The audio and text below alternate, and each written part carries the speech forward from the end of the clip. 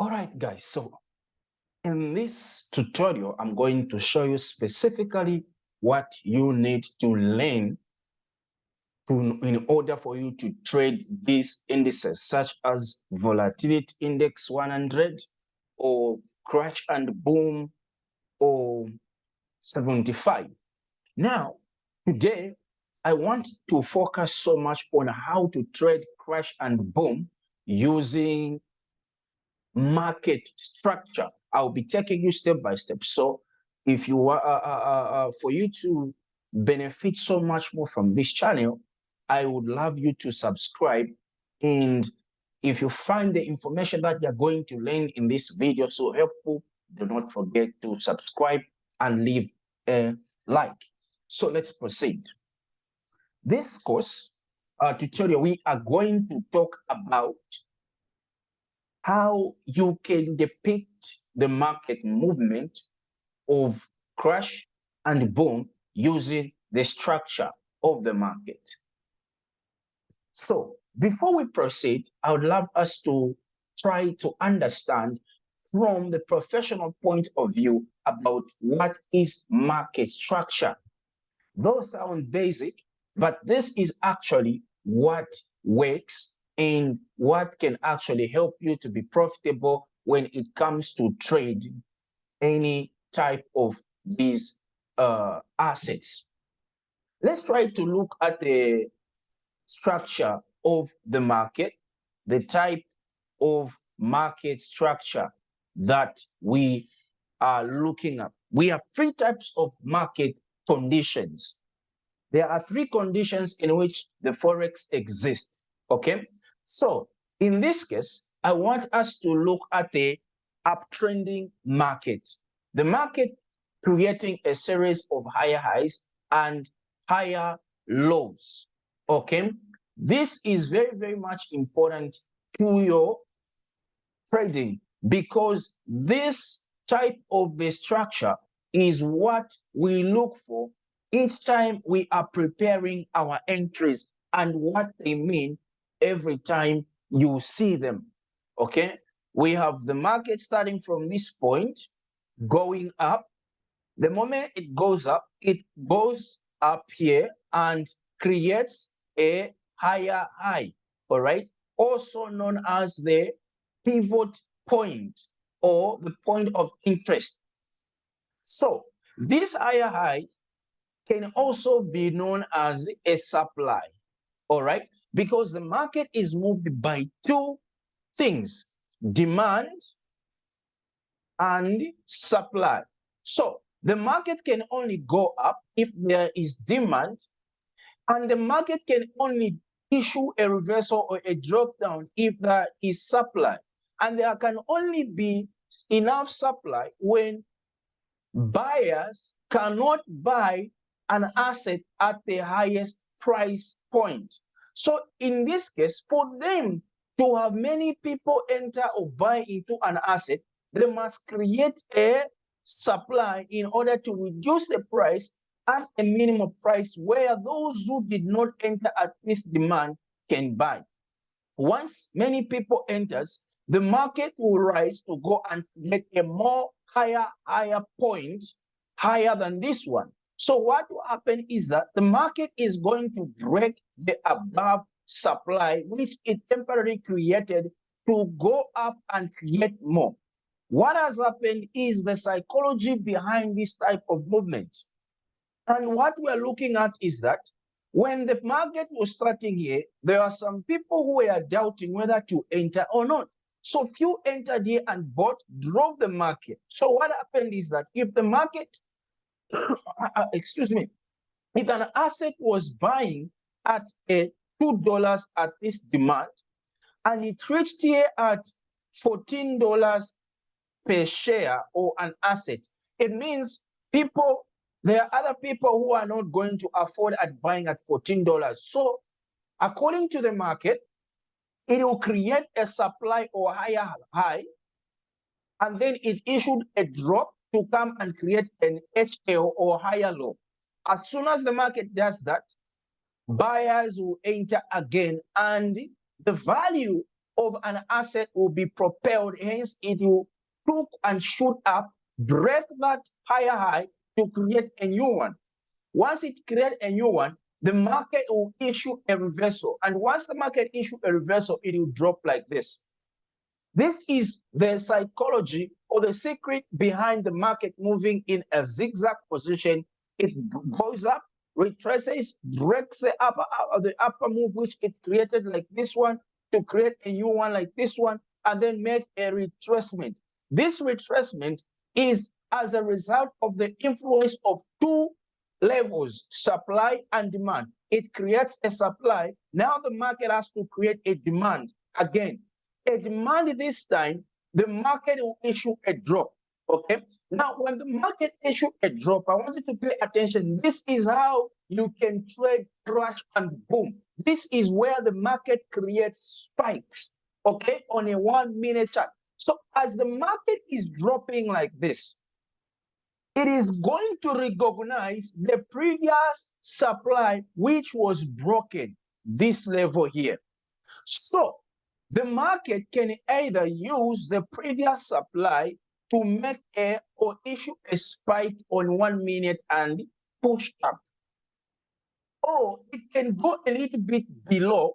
When it does that, it is trying to go and do what we call grabbing liquidity. There are those people who may have entered here, especially breakout traders. So when they entered, what happens is that they left stop losses down below, okay, which we can also call in another name liquidity. So the market will issue a drop. If it bypasses this level, the previous supply, it bypasses it below, it means they're trying to grab liquidity. As soon as they do that, the market will spike. And when they grab liquidity, it means they have hit the stop losses of buyers, those who enter. That is why you would find that you are in the right direction, but the market will just come right for your stop loss and then pushes up. That is what happens when the market is moving. So here we are looking at two pivot points. We are looking at the supply and demand. Also, we are looking at a higher high, HH, and also higher low. These are demands which the market keep creating as it is pushing and rising up. Okay, so now if we look at the an example on the live chart here, this is crash. All right, this is crash 500, and for me to prove to you the point that I am talking about, the first thing that I'm going to do is to take you on a 15-minute time frame so that we can have a vivid example on the importance of the structure of the market. If you can obey and understand the intricacies of the structure of the market, it is going to be very, very much simple for you to trade this particular type of the market. So now look at this. I will try to label these charts. I will label them like this. Okay. This, by the way, was a trending structure of the market. So, and then we are going to do the other thing is to label this demand like this. And that is the supply at the top there. Now, this is called also as the ranging structure. If I just take you a bit to this PowerPoint, we have a trending structure, downtrending market structure, uptrending market structure, and also ranging market structure. The market is creating equal highs and lows. A ranging market structure is also called a consolidating market.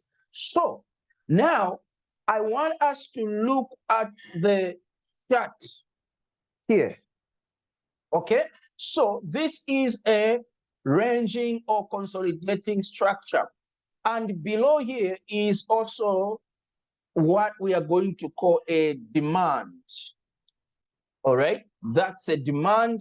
And we also have a supply right up there. That's a supply. Okay, so these two key points is what creates a higher high and a higher low, or a lower low and lower high. In this case, the market was trending. Now, how can you use the entry? All right, using the market structure, because as you can tell here, the market issued a drop by breaking this demand. It dropped. When the market dropped, it made a retracement, because after it dropped, it came and created a new demand or a new lower low, lower than this one, which was more lower than this one here. And this one was low at this particular time than this level here. So now, what is happening is that when the market created a new low here, it started pushing up to go and create a new high or a new lower high, which is a supply. Since it has created a temporal demand here, the market pushed up. When the market pushed up, it started dropping from that point. What is the reason or the purpose for this one? The purpose for this one is that the principle states that once the market breaks the structure, also since the ranging market structure is created by equal highs and lows, also by a level of demand and supply, two things that move influence the market. So the demand was created here. Since the demand was broken, and then the market made an issued a reversal up there, it used the previous demand to create a supply. This is another principle which we call change of character. All right? Of character, change of character. Please subscribe and you're going to enjoy. Change of character is a principle where after the market breaks a certain level, let's say in this example, all right? In this example, the market broke this demand. This was the strongest level that prevented the market from issuing a continuation down there that was before.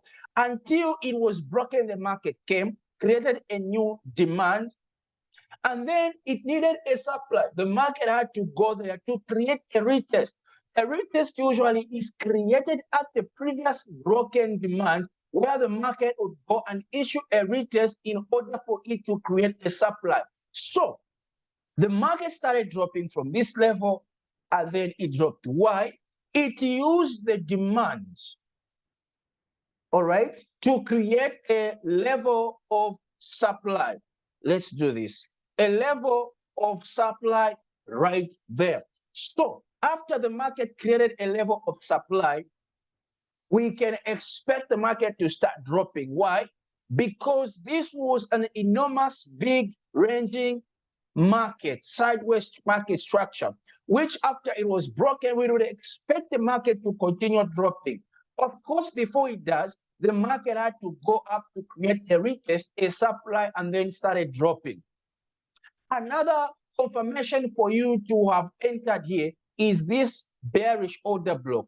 That bullish candle there, the last green candle here, is a candle where market makers or big guys place their trade. So here we can tell that market big guys entered from this level on this red candle and then issued a drop.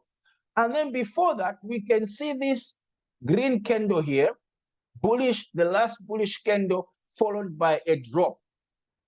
So that is an order block. We'll talk more about that. For now, I want us to focus on the structure. So the market started dropping again, it dropped. Let me also show you more examples. All right. If we paint this structure here, that is a structure. Also, this one here is a structure. Okay. So you discover that if I label this as a demand for this small structure here, I do this. You discover that they use the demand for this structure to issue a spike on crash 1000 and the market dropped from there. The opposite is true with crash and boom. Now, before we proceed, let me take you on a 5-minute time frame so that you see how spikes were being made. These are examples that I'm doing.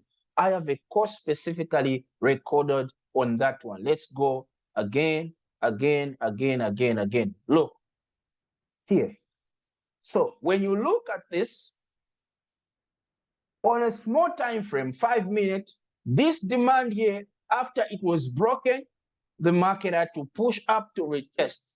The market and the spike dropped from there and then went down. Why?